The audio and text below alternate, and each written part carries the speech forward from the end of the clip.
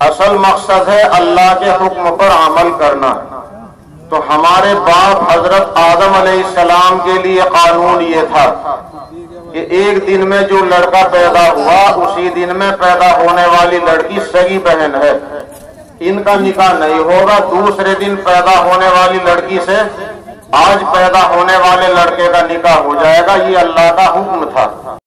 تو یہ سلسلہ چلتا ہوا. حضرت آدم علیہ السلام کے بچوں میں ایک لڑکا پیدا ہوا، اس کا نام قابیل رکھا تھا، اور دوسرا لڑکا پیدا ہوا اس کا نام حابیل رکھا تھا. تو حابیل اور قابیل ان دونوں کے درمیان ایک معاملے میں اختلاف ہو گیا. قابیل کے جوڑے میں جو لڑکی پیدا ہوئی وہ حسن و جمال میں اعلیٰ درجے پر تھی، اور حابیل کے جوڑ میں جو بچی پیدا ہوئی وہ خوبصورتی میں اس درجے پر نہیں تھی. سب اللہ کے بنائے ہوئے ہیں. قابیل اس کی طبیعت میں نالائقی تھی، نافرمانی تھی.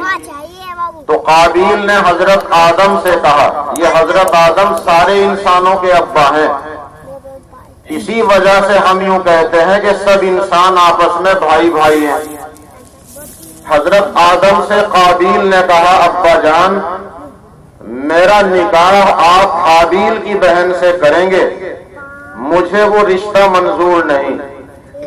میں تو اپنی ہی بہن سے نکاح کراؤں گا، اس لیے کہ میری بہن حسن و خوبصورتی میں حابیل کی بہن سے زیادہ فوقیت رکھتی ہے.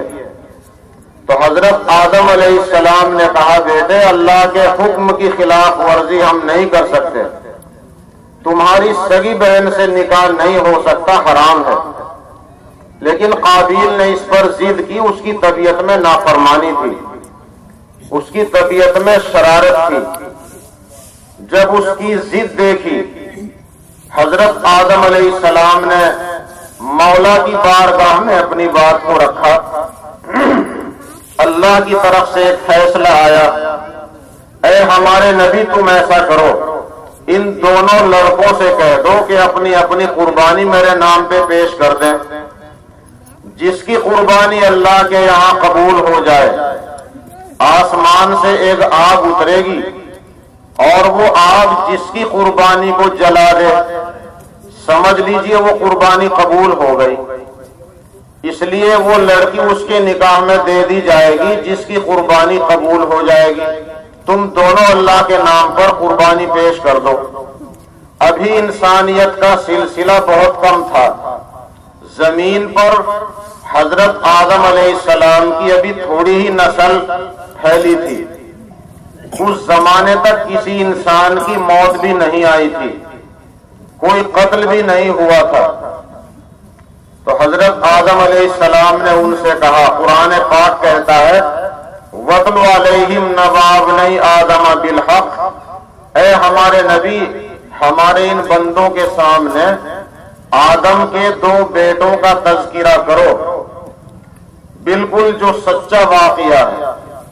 اِذْ قَرَّبَا قُرْبَانًا، جب انہوں نے اللہ کے نام پر قربانی دی، فَتُقُبِّلَ مِنْ أَحَدِهِمَا، ایک کی قبول کر لی گئی، وَلَمْ يُتَقَبَّلْ مِنَ الْآخَرِ، اور دوسرے کی طرف سے قبول نہیں کی گئی.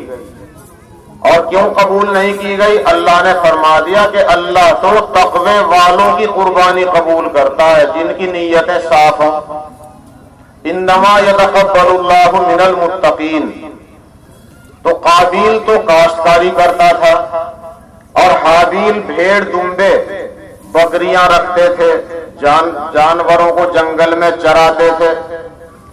جب اللہ کا حکم سامنے آیا تو حابیل کی طبیعت میں کیونکہ فرما برداری تھی، اپنے مالک کی بات کو مان کر سچی عبادت کرنا ان کا شیوا تھا، تو حابیل نے اپنے جانوروں میں سے بہترین دمبا چھانٹ کر اور ذبح کر کے ٹیلے پہ رکھ دیا جیسا حکم آیا تھا.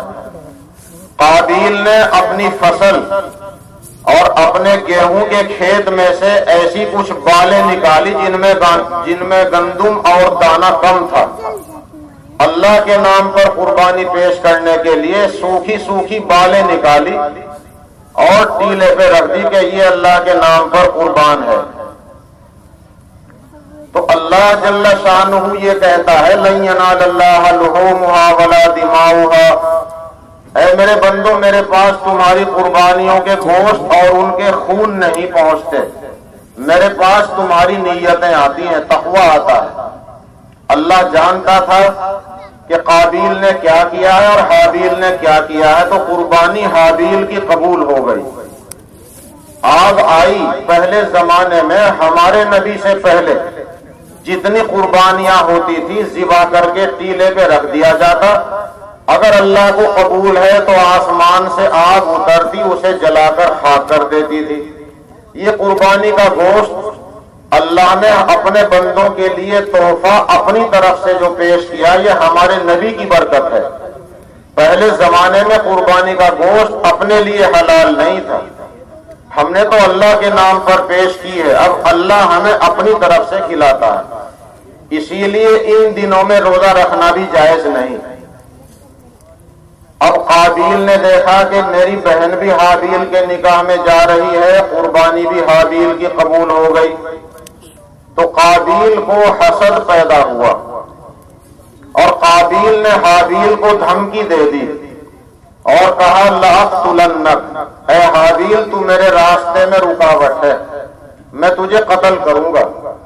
میری بہن کا رشتہ میرے ساتھ ہو، رکاوٹ اس میں تیری طرف سے ہے، میں تجھے قتل کروں گا. قرآن کہتا ہے کہ حابیل تو شرافت پسند انسان تھے، خدا کے فرما بردار تھے، تو حابیل نے جواب دیا لئن بسطت الی یدک لتقتلنی ما انا بباسط یدی الیک، بھائی جان اگر تم مجھے قتل کرنے کے لیے ہاتھ اٹھاؤ گے میں تم پر ہاتھ نہیں اٹھاؤں گا.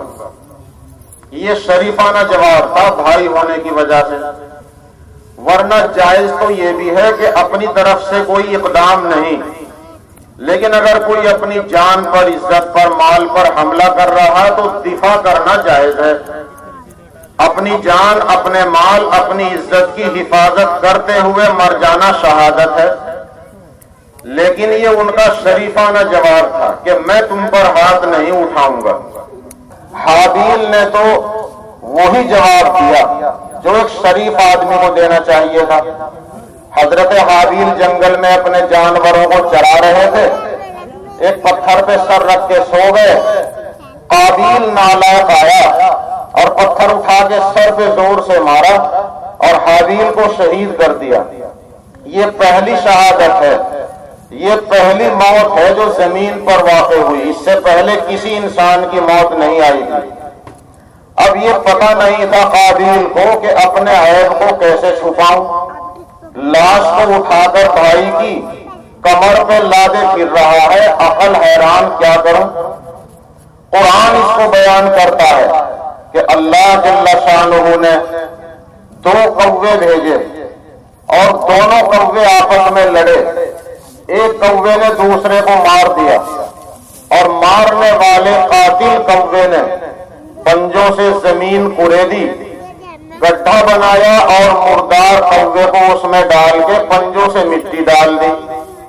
قرآن یہ کہتا ہے کہ قابیل نے کہا میں تو اس کوے سے بھی گیا گزرا ہوں، میری عقل میں یہ بات نہ آ سکی جبکہ میں انسان ہوں.